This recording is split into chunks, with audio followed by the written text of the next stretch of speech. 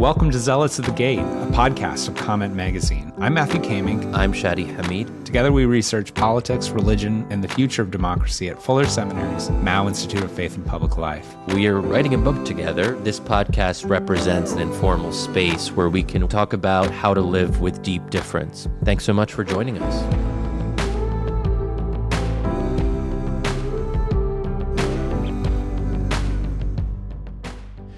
Hey everyone, welcome to Zealots at the Gate. This is the start of season 2, so we're really excited about that. We have a great episode for you today on a fascinating topic on the politics of prayer. And also, we may even talk about how my friend and co-host Matt Kaemingk has actually made me a better Muslim by making me think differently about prayer. So, all that to come. Please make sure to subscribe on your favorite podcast app. Feel free to leave us a review. We always like to see that. You can join the conversation and ask Matt and I questions by using the hashtag ZealotsPod on Twitter, or feel free to email us at zealots@comment.org. As many of you will know, I'm Shadi Hamid. I'm a Muslim. Matt Kaemingk, my friend and co-host, is a Christian. He's a theologian. I'm a political scientist. And I'm excited, too, because we're going to talk about a more personal set of topics today, how prayer affects each of us in our respective traditions, and also the implications of prayer for politics and for democracy. Matt, what say you? Get us going. Well, Shadi, I've got a number of questions and things that I'm wrestling with when it comes to the connection between prayer and politics. The first is prayer political? Does it have any kind of political or public consequence, or is it just some private spiritual practice that is just about our internal feelings and values and personal relationship with God? Is it public? Is it political? The second is, if you bring prayer into the political, what are some of the abusive or bad ways that relationship can go? Another is, and this is the one that I really want to jump into right off the bat, is how does the regular practice of prayer as a Muslim or as a Christian, how does it shape us as citizens? How does it change the way we think about the state or our leaders, or how we interact with other citizens around us? And I think while there are many important differences between the Muslim practice of prayer and many Muslim practices of prayer and Christian practices of prayer, there are also some important similarities. And I think that the first one is that of submission to someone greater than yourself. For Muslims, this is a bodily act of submission, but it is this sense that we are submitting and humbling ourselves before a power that is greater than us. And when I think about the many things that are challenging American democracy today, and there are many, one is a sort of self-centeredness to American citizens that can make us impervious to good political dialogue and conversation. This belief that I possess the truth, that I am sufficient in and of myself, and I am not interested in what you have to say because I am the center of the universe.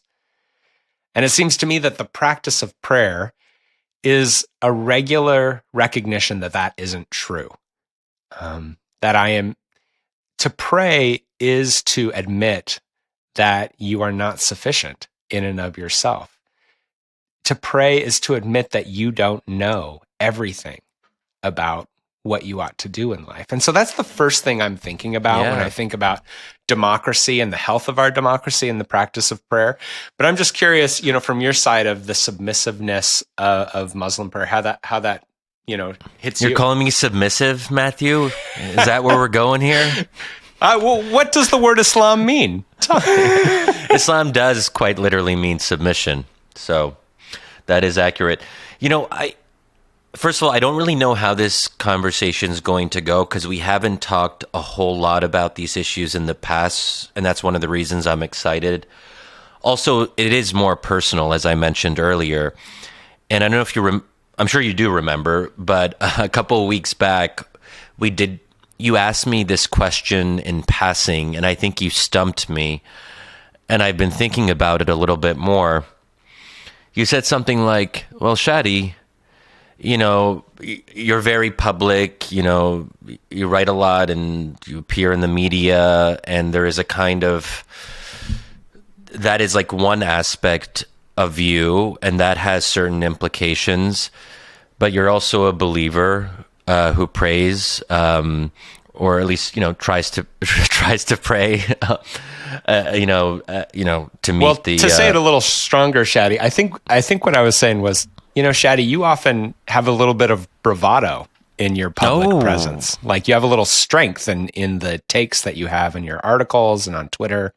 You come out strong, and yet you also practice this daily practice of prayer in which you humble yourself and you put your head down. And that seems like a very humbling posture to take. And I was wondering, how do you think about the connection between, bowing and putting your face down to the ground, and also having this sort of powerful public voice where you do speak with some confidence sometimes, and you mix it up on Twitter and in debates and things like that. So like, how do you think about that connection between the Muslim practice of prayer, of humility? It's not a very prideful position to take.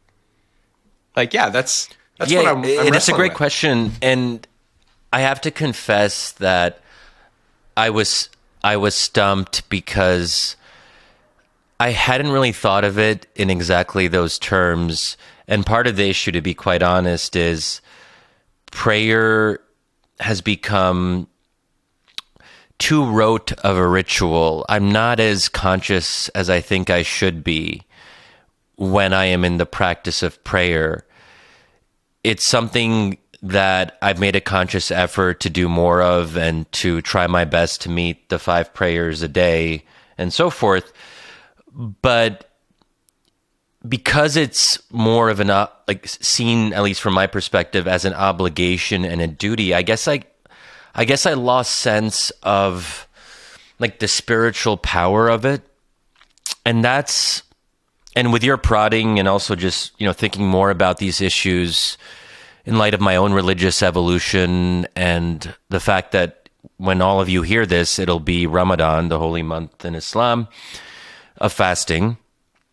So I do want to put this into practice. Now, how these two things, how the kind of the ego-centered approach of public persona, because even if we're not, being provocative or contrarian or expressing bravado with strong takes, anyone who is in the public sphere has to engage in some performance where their ego plays a prominent role. There's just no way to avoid it. I think it's one of the occupational hazards of our occupation.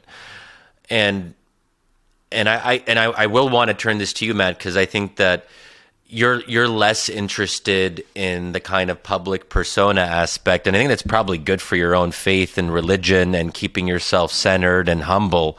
So there might very well be a trade-off here, because if you write a lot of articles and you have strong opinions, that is ultimately centering yourself in a discourse that you think that your personal thoughts and struggles. So let's say, especially if you're writing in your own personal blog or Substack, that does tend to lead to more personal reflections and sharing with many random people who you don't know, your inner self and your kind of unformed thoughts. You got to have a certain sense of self to feel that your own random thoughts and reflections could be relevant to tens of thousands of people who don't really know you and you don't really know them.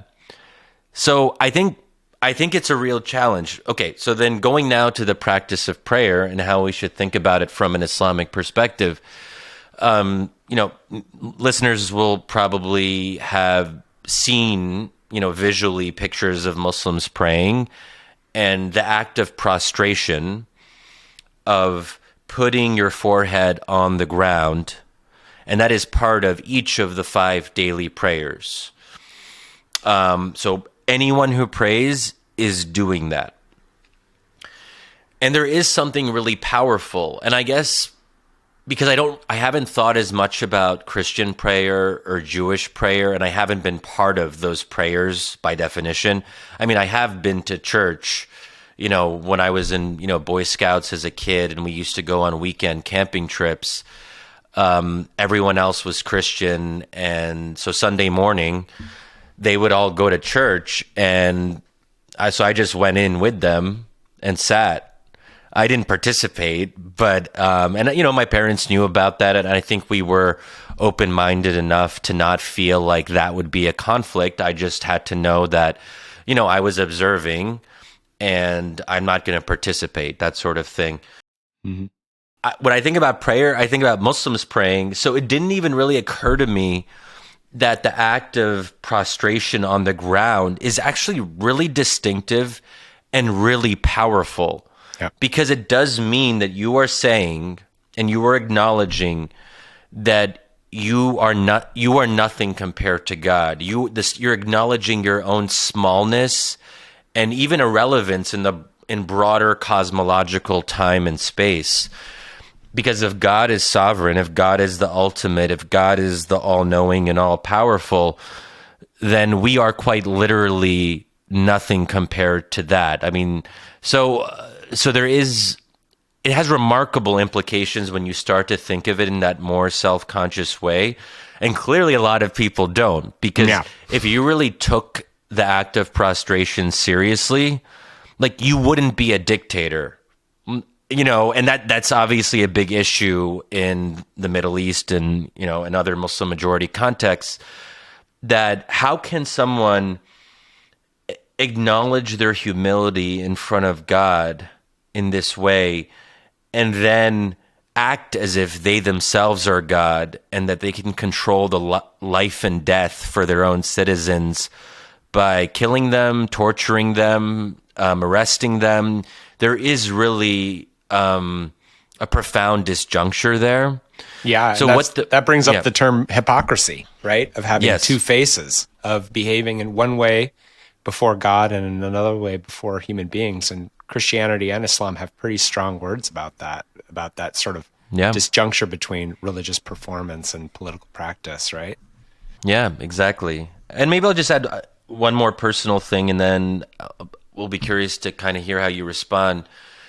So if I start to take prayer more seriously and consciously in this particular way of allowing the physical manifestation of the movements of prayer to translate into a kind of deeper spiritual acknowledgement of my lower place in the broader universe, I wonder if that would change how I interact in the public sphere. Would there be an expectation of some sort of shift? I mean, I try to be, I try to be, obviously the very fact that I'm saying this means that, maybe it's not entirely true, but I think both of us try to take on a sort of intellectual humility in the work that we do. And we try to the best of our ability to acknowledge that we don't have definitive answers, that sometimes we make mistakes and get things wrong, and sometimes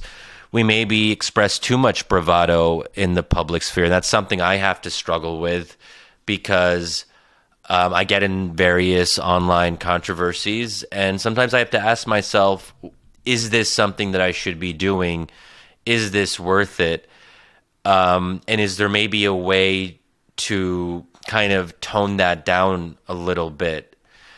So I do wonder about that. And maybe if I start to think more about bowing my head and putting my forehead on the floor, and I make that maybe that could actually have an effect in this direction. I don't know.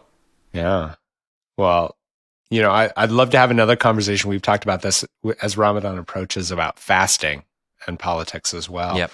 And stay tuned for that conversation. I want to talk about the other side of this. So we've talked a little bit about how prayer can humble us and remind us that we're not God and that we're not self-sufficient. But I'm speaking from the Christian side, there's also a way in which prayer can lift us up, and empower us and embolden us. This recognition that I, Matthew, have the ability to come before the God of the universe. I have access to the sovereign, and there is nothing the state can do to stop me from addressing the sovereign. There is a part of my soul that the state cannot own, that the state cannot control. And prayer is this place that is, this alternative form of communication that is not controlled by Twitter, by the media, by the state, by any other cultural or political force. And there's something very disruptive and empowering about prayer, in that it says that anyone, no matter what the world thinks of you, can access God in a direct way. And that is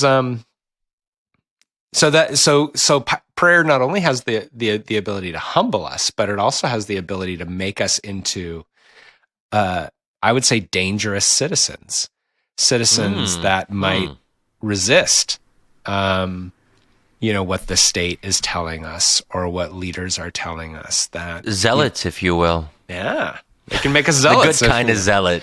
That's a great tie-in, Shadi. Wow, yeah. Wait, because, wasn't Jesus a sort of zealot? Reza Aslan wrote the book Zealot. And anyway, but that's like a little bit of a tangent. Jesus certainly got himself into a bit of trouble. He had a zealot within his disciples, but he also had a tax collector who worked for the state. So the interesting thing there is he had a radical and a conservative there within his community of followers, and he was able to hold them together. But yes, he was recognized as a danger to the Jewish community and the Roman community. Well, maybe before we jump into all that, can you maybe give me and us a little bit more background in how you yourself as a Christian and an evangelical pray? Obviously, a lot of listeners will be familiar, but some may not be. I think that Muslims in particular don't really have a great sense of how Christians pray. Obviously, people will be aware of going to church on a weekly basis, but maybe beyond the kind of weekly church attendance, what does prayer look like for you? Absolutely. Yeah, so there's a variety of different kinds of prayer. There is the communal prayer within the church, and in the church, we will have prayers of confession, where we confess our sins to God. We will have prayers of the people, where we pray for others within our community, but then we also pray for our city and our nation. And so we might pray for what's happening in the Ukraine. We might pray for various social or political issues, and ask God to help or to work there. So those, then we have like a prayer of blessing and sending that sends us out into the world. So there's a variety of different prayers communally. And then individually, it's very common for Christians to have prayers around the dinner table. So my wife and children and I, we will hold hands around the dinner table and we will pray together. Sometimes we will sing instead of pray. And then individual prayers that can happen often for Christians in the morning. Sometimes Christians like to sort of bookend the day with a morning prayer and an evening prayer. But these aren't quite as regimented and scheduled as a Muslim prayer practice of prayer might be. So then how does a Christian decide how often to pray and how to pray? Or is there just like a lot of just freedom of maneuver based on your own personal preferences. Yeah, it depends on the Christian community. So Lutherans, Catholics, Pentecostals, Reformed, they all have their own unique things. But within the Protestant side of the faith, it is much more a sense of personal need and practice. So it tends to be rather individualistic, which is wonderful and hard. It's wonderful in that it's hopefully pretty authentic, that you come to God when you have a sense of need and a sense of longing for connection with God. But it does put a lot of pressure on the individual to remember and cultivate those practices, because no one is going to do it for you and no one's going to hold you accountable, and you don't have sort of that regimen that you might have. And I think it also gets at how Islam and Christianity have different incentive structures, which is something that in our own personal conversations with each other we've talked about a lot, because the contrast is quite real. I mean, the idea. So in Islam, prayer, as I mentioned earlier, isn't just something you do when you feel like you want to talk to God or kind of receive from God, but you do it regardless, in the sense that it is an obligation. Let's say it's a requirement of Islam. It's one of the so-called five pillars of Islam. And if you don't pray, let's say you pray 3 times a day instead of five, those other two will mean that you have additional sins. So there is a kind of a punitive aspect to the incentive structure. And I'm not saying that pejoratively. I think that's actually quite useful, because it does encourage one to pray. Because after all, if you're told, especially when you're growing up, and I know some people will think, well, this is what religions are. It's about constraints, and then parents are the ones who communicate those constraints and consequences and a kind of moral universe of some incentives and some potential consequences is something I believe we all need. But if the idea is that, if you don't pray 5 times a day, you're not as good of a Muslim, and that means that that's sinful behavior and that you'll accumulate more sins, it is effective in encouraging you to try your best to meet the 5 prayers a day. But I do think that is quite a bit different than the Christian approach, and maybe we'll have a whole different conversation one of these days about just how different sin operates, like sin as a concept, but also how like sins are accumulated in your record. So there is an idea in Islam of good deeds and bad deeds, and it's not a numerical thing, but there is this sense that you want to have more good deeds and less bad deeds, and they're sort of in tension with each other.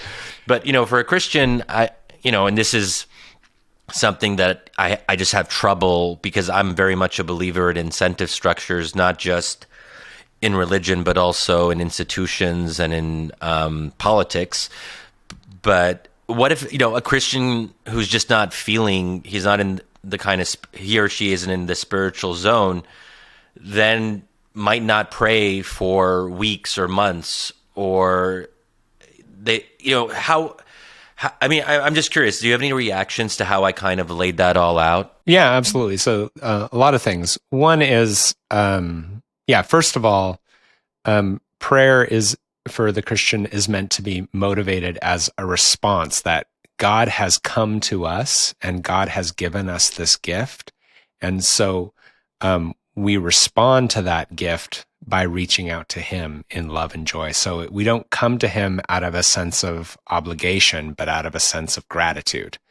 And so we're not coming to him because if we don't, we'll be punished. But it's out of this joy and gratitude of what we've been given. So ultimately, prayer is responsiveness, that God comes to us first and we respond. Moreover, this sense of having a ledger of like good things and bad things that you do. For Christians, there's this belief that, God has cleaned all of that for you. So you have been saved from those bad things that you do. And so out of response of joy at that good news, you pray.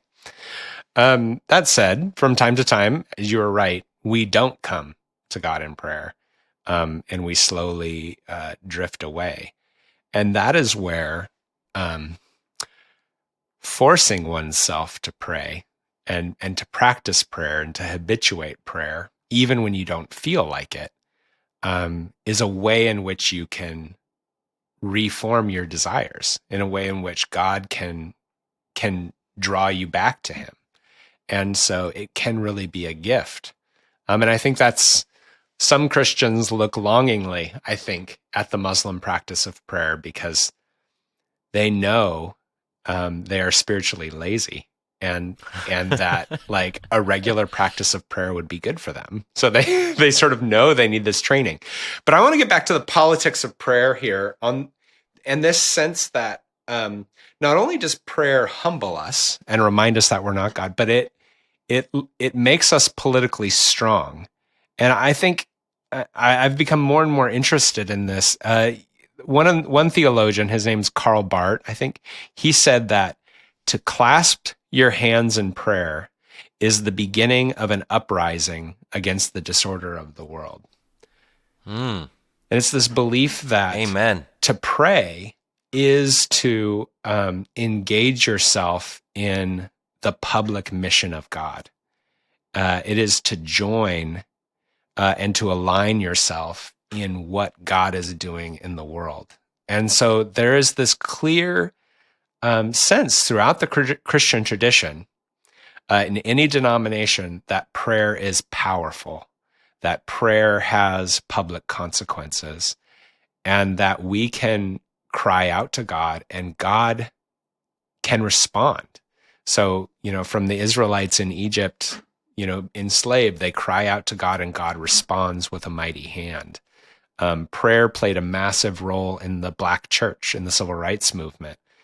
This sort of belief that, that we can pray and God can respond. And so not only does prayer humble us, but it can embolden our political activities as well. And it can drive out our fear. And particularly when you're praying in a community and you know that you're not by yourself, that there are others who are praying with you. That has This is so great. I'm curious because, of your reaction to that. Yeah, I mean, Islam is pretty strong on this score. So there's a lot we can talk about. I think I made some reference in a previous episode to like a discussion I had with a Christian author about Islam being a badass religion. And I think it's badass when it comes to communal prayer. Before I dive into that, though, because I know my mom will be slightly bothered by how I described prayer a couple minutes ago. So I just want to clarify to all you dear listeners, the fear of punishment is like a minimal level, but that is not the ultimate end. And you're supposed to graduate to a higher level of spirituality where there is a relationship of being, you can even see yourself in a Sufi sense of being of God as the beloved, and you are having a relationship of love with the divine. And that is like an ultimate state that is challenging to get to. But at the very least, you want to feel closer to God, and prayer is supposed to have other effects on how you orient yourself vis-a-vis God. And it increases faith and commitment and all of these other things. So fear of punishment is one part of it, but then there's all these other spiritual and also worldly benefits that are part of the practice of prayer. Now, the communal prayer is interesting because you said it's badass communal prayer. How is it? Yeah, there we go. Yeah. Well, it gets to what you said earlier. Like, can the state stop you from praying? So the great thing about prayer is that you can do it individually, most of the time in an Islamic context in your own home, but you can also do it on the street. And some of you may have seen like Muslims in the US just kind of randomly praying and like at a rest stop or even in a hallway, or outside of a restaurant, because there's specific times that you have to do each of the prayers. So if you're not at home or there's not a mosque close to you, you just got to pray wherever you are. And let's say that you're on the beach and there's no or in a space where doing the physical movements of standing and going down and all of that wouldn't be appropriate, or would kind of be a little bit difficult to do. You can also, there's a version of prayer that you can do while you're sitting down, if that's the only option that's available to you. Because let's say you're at the back of some lecture hall, it would be weird if you just did the prayer while the speaker is anyway, whatever. Yeah. But I love this idea of the individual choice that drives prayer, because that is something an authoritarian state can never take away from the believer. And at this fundamental level, the Islam, but also the three Abrahamic faiths more generally, are fundamentally individualistic without falling into the kind of ideology of individualism that is part of our modern liberal secular society. The individual matters a lot, and in some ways the individual is the primary unit of interaction, because ultimately you're accountable in the eyes of God. For the most, I don't know, Christianity might be slightly different in this way, but you can't bear the sins of another. Sins don't sins and good deeds don't move from one individual to another. The idea of collective responsibility, that sins can be distributed, all of that. One way to say it is that praying Muslims, Jews, and Christians, if they take prayer seriously, they won't be very effective communists. Because they will not be able to fully be absorbed into the communist state and imagination, because they always have this practice of prayer that is this distinct relationship between them and God. And I like the way you said that. It's essentially that prayer uplifts the individual without turning you into a healthy approach to prayer will uplift the individual without turning them into individualists, if you will. Yeah, exactly. Now, in the communal prayer, which is quote unquote obligatory once a week so there's a Friday prayer, as many listeners will be aware of, and it's at a specific time every Friday. So you're supposed to go to the mosque, and that's when you join in community. But that said, it's recommended to go to the mosque whenever you can, to be amongst other Muslims, and that's always seen as preferable if you have the option. But so why is it preferable to be with other Muslims and pray? Because of it is a good question. Well, because the communal aspect is really important to Islam. That if it's a way of life, and there's this idea of building a community and perhaps even a broader society around shared values, that being with your Muslim brothers and sisters is a very powerful thing. And even if you think about the visual aspects of prayer in Islam, there'll be a prayer leader who's at the front of the prayer area in the mosque, but then everyone else is in an egalitarian setting. So however rich or poor or whatever partisan or ideological affiliation someone might have otherwise, during the act of prayer, there are no distinctions. It's actually like a very beautiful physical manifestation of equality and egalitarianism among the believers. And so the prayer leader will say,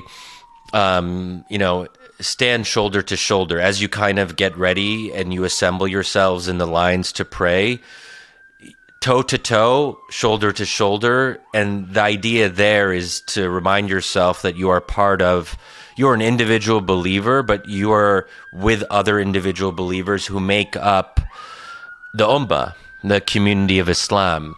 And I think just being in that mode is really important. So here's my question for you. As someone who spends a lot of time in Washington, D.C. with non-Muslims and in non-Muslim spaces, talking about non-Muslim things, uh, what what is that experience like for you to move into the Friday prayers with your Muslim brothers and sisters, to sort of move between those two very different spaces?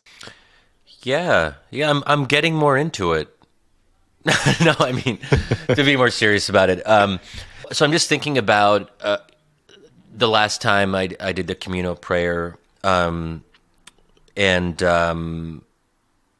and it was actually not a Friday prayer, so it was an optional thing, and I happened to be with other Muslims in a prayer space, and the fact that it was optional, like in some ways made it more powerful, that it was like more of a conscious decision to kind of be in this particular space at this particular time.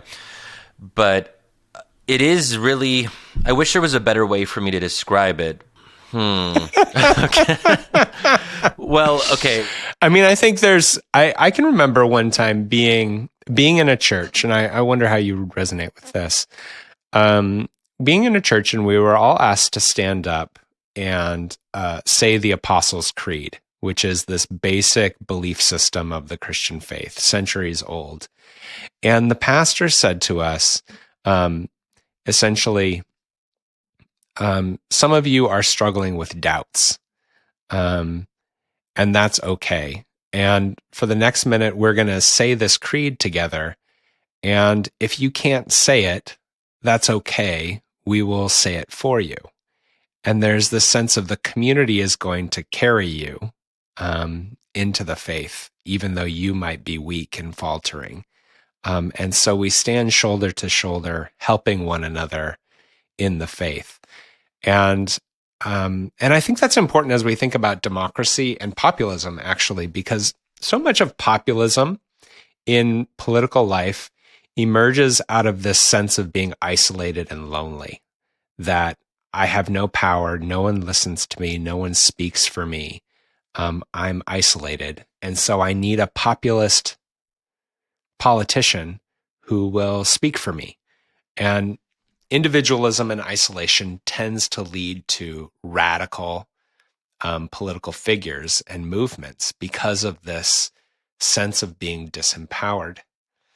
And yet, if I'm a part of this communal prayer service, and I know that I'm connected to these other people, and then I'm a part of them and they're a part of me, I'm less interested um, in sort of the rhetoric of populism that no one hears you, no one sees you except for me.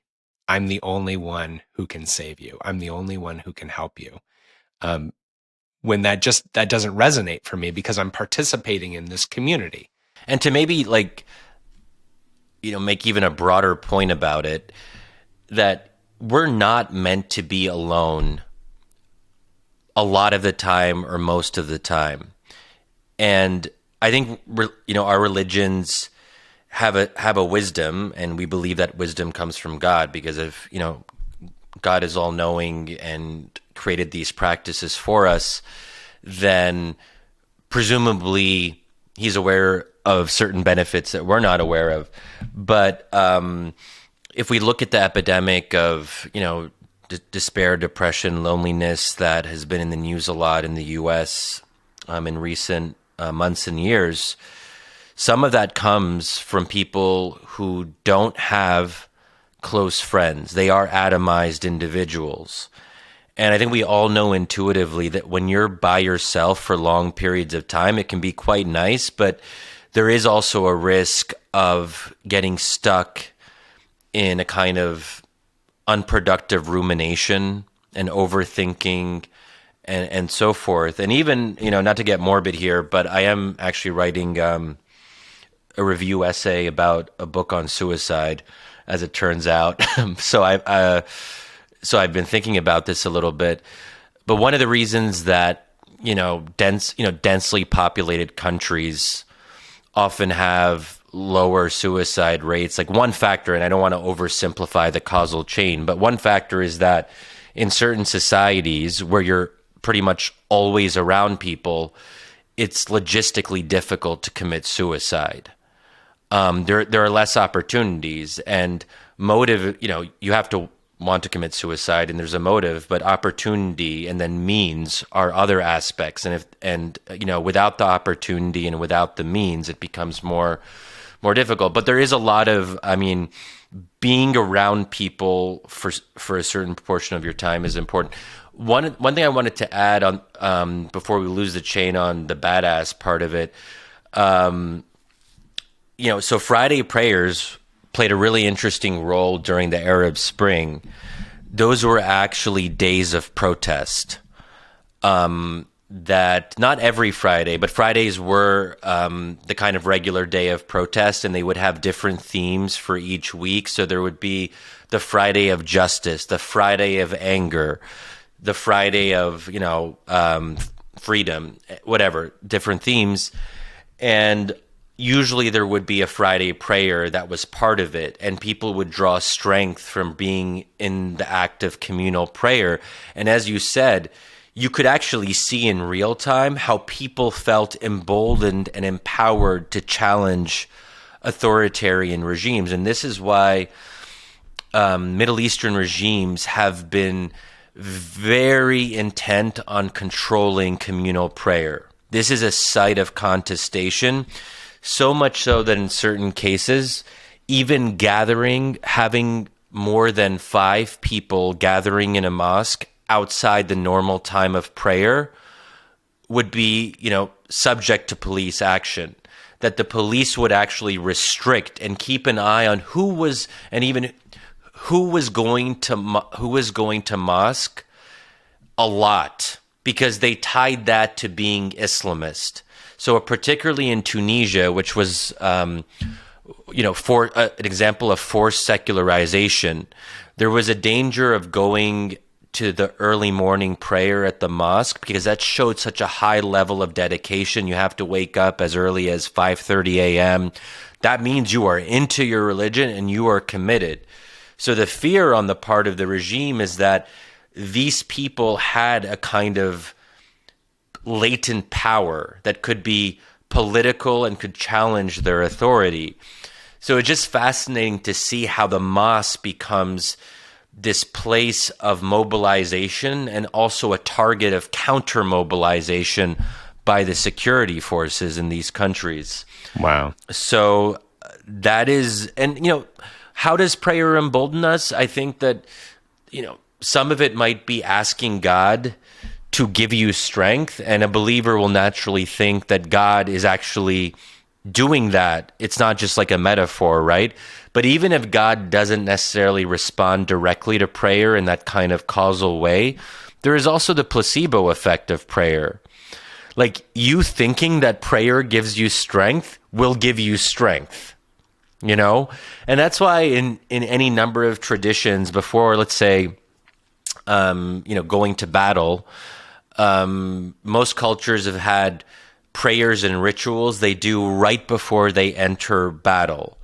And again, is God really going to intervene on their behalf? Well, presumably not all the time, because if there's 2 sides and they're both doing prayer rituals when they go to war, God can't respond to both of them simultaneously. So, yeah. But, there is that kind of complication, but it gives you a feeling of strength, irrespective of what role God is playing in that.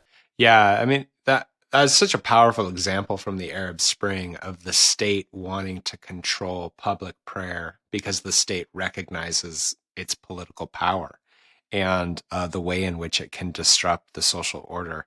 It makes me think of 2 contradicting critiques of religion and religious practice. The one is, of course, from Karl Marx, which argues that religion is the opiate of the masses. So religion domesticates us and makes us servants. It numbs us and quiets us down. It It domesticates us. And the other is that religion turns us into irrational zealots who are dangerous and bold, right? Can it be both of those things? Does it make us humble and domestic, or does it make us irrational, wild, and powerful? And I think the that's really answer what is we've been both. talking about. Yeah, it's both. It's both of those things, right? Yeah, and in the Islamic tradition, you actually have a kind of these two dueling approaches. So you can look at Islamic history and see Islam as a vehicle of rebellion and challenging authoritarian rule and kind of asserting one's freedom from the yoke of whatever authority. But then you can also look at another part of the Islamic tradition, which is deferential to the ruler because of the fear of chaos and what in Arabic is called fitna, which is a very powerful idea in the Islamic tradition. It means, I guess, best translation is probably civil strife. And sometimes the word fitna is used to describe times in the early Islamic period when, very dark times when, after the Prophet died, companions of the Prophet, so these were among the best of Muslims, actually turned against each other in a civil conflict. So rebellion against injustice, I think, is a part of Islam, but also a part of most faith traditions, certainly the Abrahamic traditions. But then there is this competing fear of what happens when there's too much rebellion and too much disorder, and there has to be a limit. So the question is always, what is the limit? Because at some basic level, you need some level of order and peace for people to be able to focus on God. If people are in a perpetual state of strife, it brings them away from God. So, Shadi, I want to take this in a slightly different direction. You, just this last week, you published an article in The Atlantic called "You're Better Off Not Knowing," in which you talk about mental health and political awareness. And I have a question for you on that article. But before I jump into it, could you just give our dear listeners a brief summary of what you were getting after in that particular article? Wow, I didn't see that coming, Matt. Yeah, You threw a little curveball in there. Do you want to just lay out for me so I just have a better sense of where you're going? Is there a link? So how do you see? I think there are interesting links, and maybe that's what you have in mind, but tell me more about what you're thinking. So you're jumping off in the article about how political awareness and what you write essentially is like taking a drug. Learning about politics and following the news can become addictive. Yet Americans are encouraged to do more of it, lest we become uninformed. Unless you have a job that requires you to know these things, it's unclear what the news, good or bad, actually does for you. Then you go on to talk about how it's making us unhealthy. It's making us depressed and anxious. And there seems to be something deeply wrong with our diet following the news. So yeah, could you just share a little bit more about that? So I'm glad you brought that up because it actually does tie very well to the question of, is Islam a force of correcting injustice, or can it be fatalistic? And obviously, I didn't mention Islam in that piece, and we'll include a link in the show notes for those of you who want to read on. But I am obviously informed by my view of God and my belief in God and the fact that I am Muslim, and that does find a way into my writing, even if it's not explicit, I suppose. And I do say that one of the benefits of not obsessing over the news and to actually have a news diet where you purposely restrict your news intake allows you to focus on the core four, which draws in some other folks, but I pretty much sum it up as family, faith, friends, and community. That the more we're focusing on things that we can control, something as, I think, pointless as whether or not Trump gets indicted, pointless in the sense that we have no control over it, and we have no way to predict its outcomes, whether it be good for him or bad for him. All the time you're spending following the ins and outs like a horse race of the indictment process is less time you're focusing on the core four. But one criticism that's been, lobbed against me is I am encouraging a kind of fatalism. And I think that, so just to be clear on this, I actually don't think in a democracy rebellion is justified. So when I talked earlier about what the Islamic tradition says about like battle and rebellion in that sense of kind of going against an unjust ruler, that is only applicable in authoritarian settings. We live in a democracy, so the question of rebellion is out of bounds and off limits. So in some sense, we can be activist and protest and try to push for the causes that we believe in, but that's like a lower level of engagement than the kind of ultimate case of like putting your life on the line in a literal sense, for a cause that you believe in. So here's where this article intersects for me with prayer.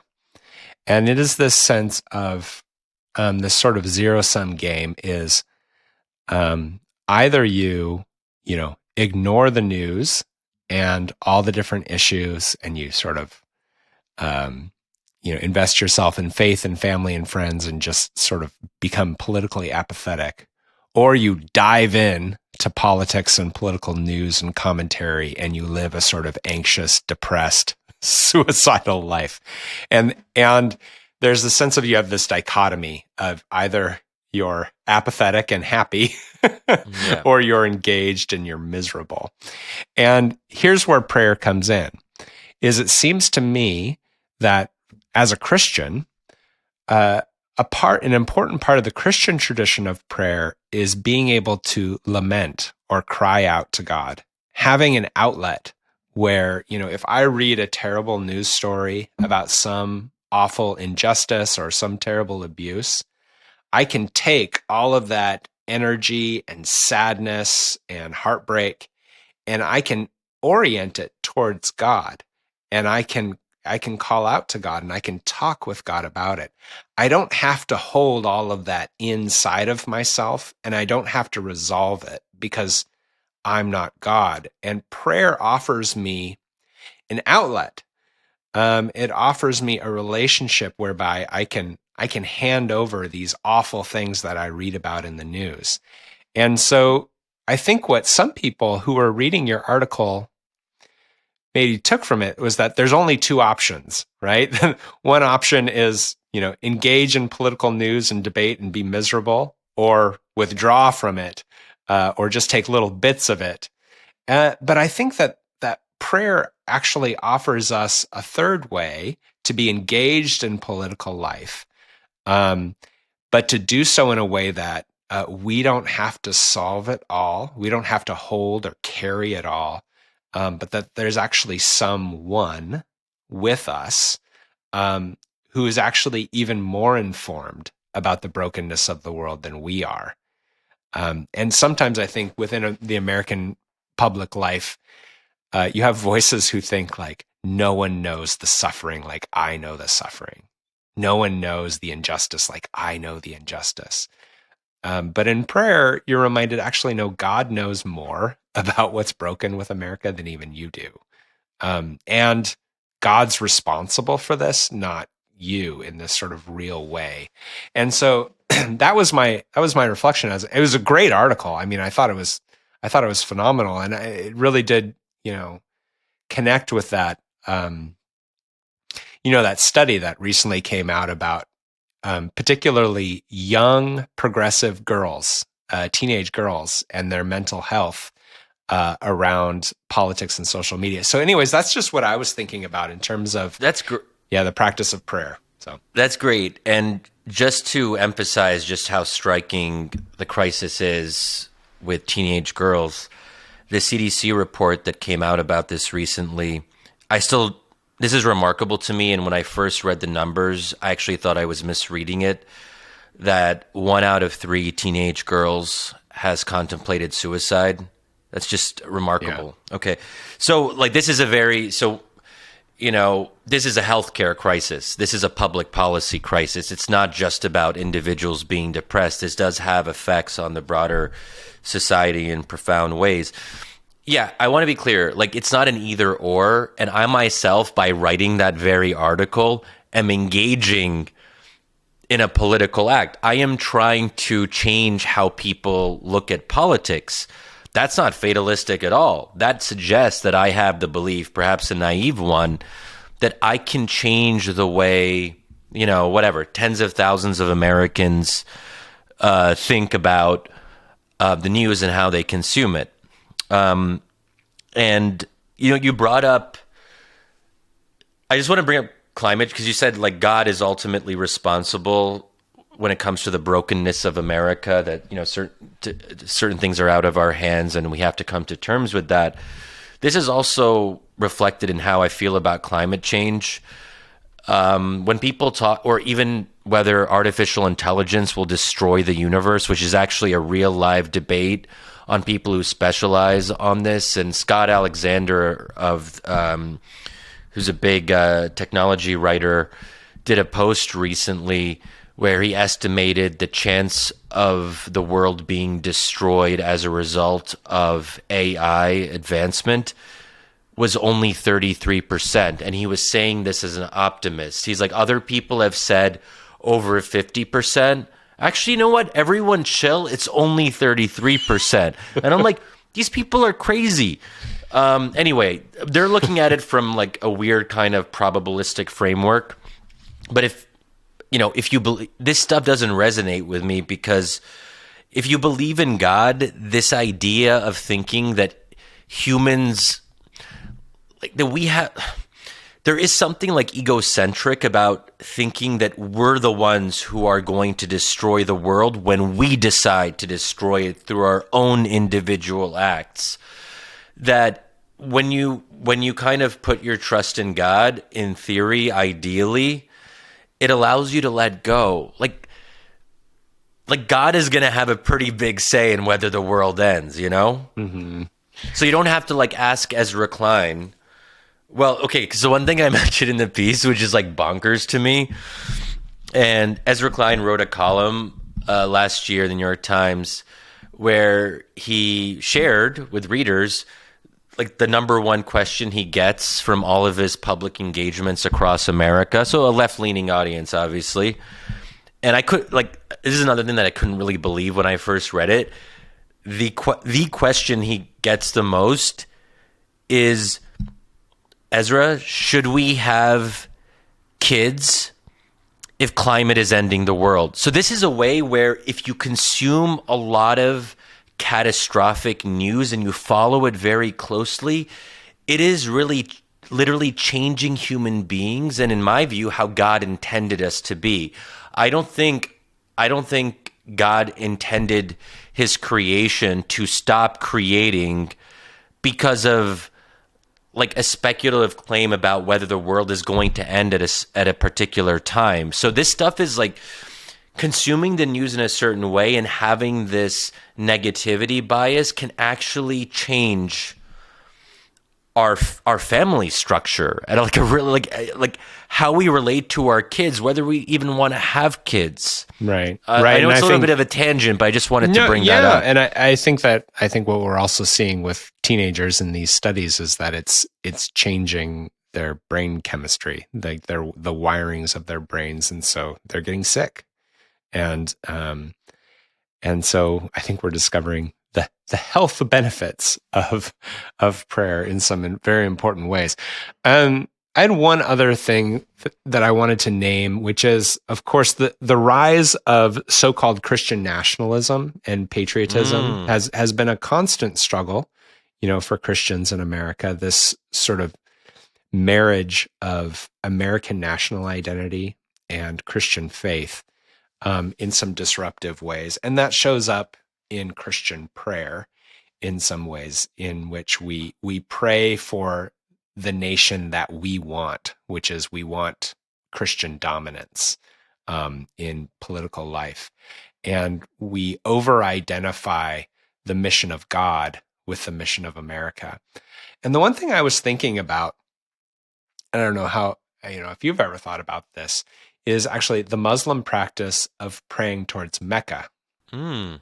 And the sense that you do not pray towards Washington, D.C. You do not pray, right? You don't pray towards the National Monument or towards the Capitol. You have a different center of your faith.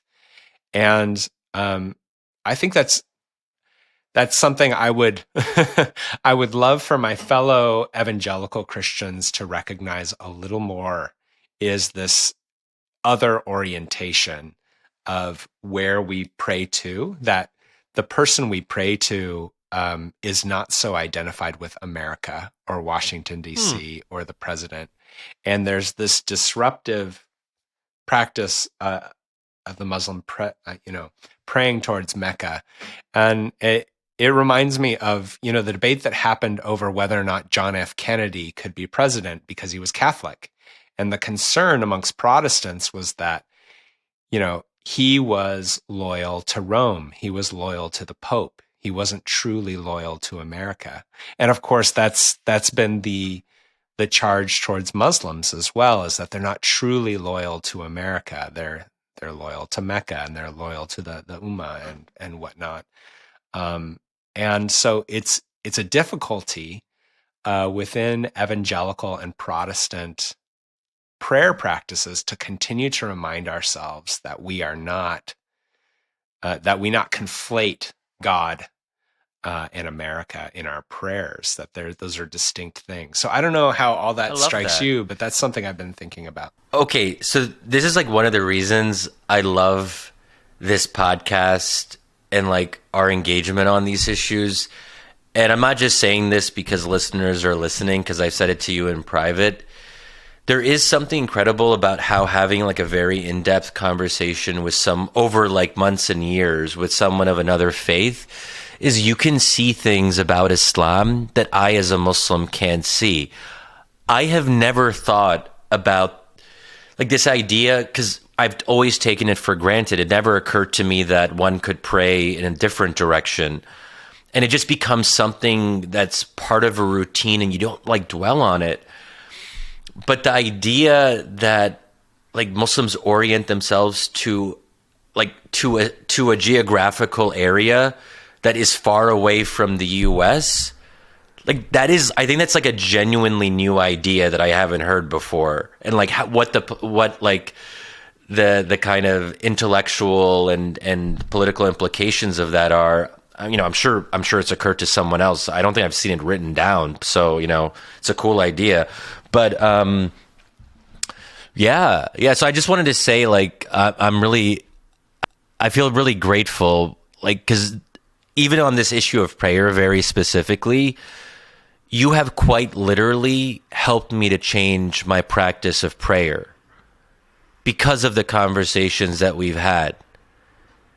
So if anyone has like, not to get sentimental here, but if anyone has like doubts about like, and this isn't, as we've said before, like we don't believe in like the gentle, fluffy interfaith stuff where we all have common ground and we just say the normal things and preach to the converted.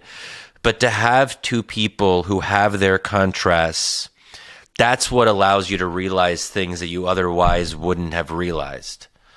So I just wanted to say that. That's awesome, man.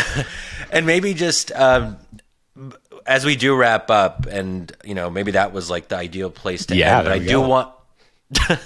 I think that's great. I'm sorry. What were you going to say? And then we'll wrap it up, man. Just like a little coda, because I think that. What do you think about the whole thoughts and prayers criticism? You hear this a lot from progressives when they're criticizing conservative Christians, that when a profound injustice happens, especially when it comes to something like gun violence, for example, it goes back to this idea of how religion can sometimes... if prayer is like a third way and it can almost not replace, but it can become a focus instead of activism, instead of changing the injustice through protest or through legislation and policy change on something like gun control, for example. people can fall back in this kind of, well, what can we do? We'll pray to God, prayers. Yeah. And just because I think that can become a very stark flashpoint. So for people who don't appreciate the power of prayer, they see it as, oh, these people are cynical and they're using prayer to absolve themselves of responsibility. And because I actually, since I'm not part of the community that's targeted with this kind of discourse, I'm curious like how you would respond to that. Yeah, I think that's a great question. I guess I would say, on the positive side, so yes, the progressive critique of conservative Christians is that, after a mass shooting, conservative Christians say we offer you thoughts and prayers, and then they don't do anything, politically speaking. And the critique is valid in that progressives know that prayer, honest, authentic prayer, needs to be connected to action. And we see that throughout Christian scripture, that God expects a deep and integrated connection between the way that you behave in the temple and the way that you behave out in the marketplace and in the fields. That if there's a disjunction, then actually the marketplace starts to fall apart and the temple starts to fall apart. In fact, that God will not respond to your prayers if they are not in any way connected to your action. So in that sense, I think the progressive critique is very much correct.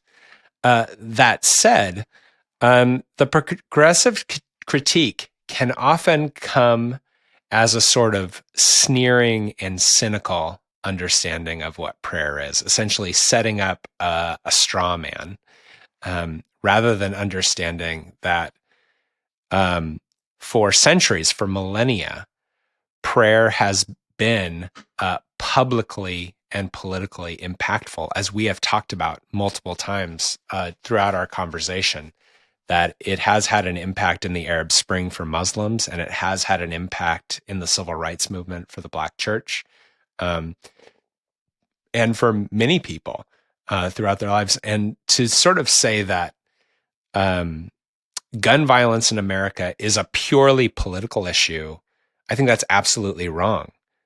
Gun violence is political, but it is also a spiritual struggle. And Americans need to be praying through these kinds of traumas as well.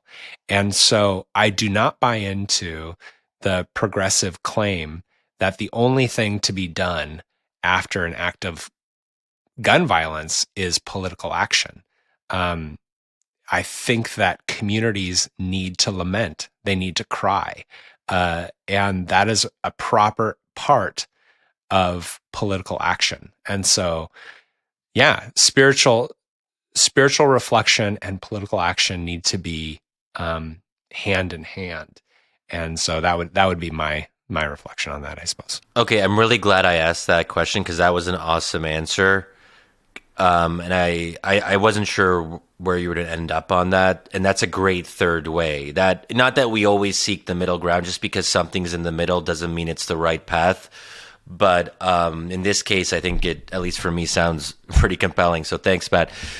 Well, that whole, okay, this was a great conversation. So I just want to thank you, Matt. And do you want to close us out? Yeah, man. Let's wrap it up. Hey, friends, thank you so much for listening to the Zealots at the Gate. If you like what you've heard, please check out the podcast Intellectual Seedbed, our home, which is Comment Magazine. You can find them at comment.org. And there you're going to find awesome essays on politics, culture, and faith.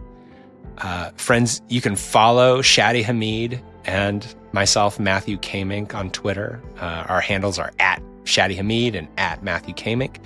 You can connect with us there. You can also write us an email, zealots@comment.org, and we will do our best to get back to you. Our thanks to Fuller Seminary's Mao Institute of Faith and Public Life for sponsoring this podcast and for hosting just this relationship between Shadi and myself. And yeah, we're just really grateful for all of you for listening in. Please share these episodes if you find them valuable. Zealots at the Gate is hosted by Comment Magazine, produced by Ali Crummy, audience strategy by Matt Crummy, with editorial direction by Ann Snyder. I'm Shadi Hamid. And I'm Matthew Kaemingk. We'll see you next time.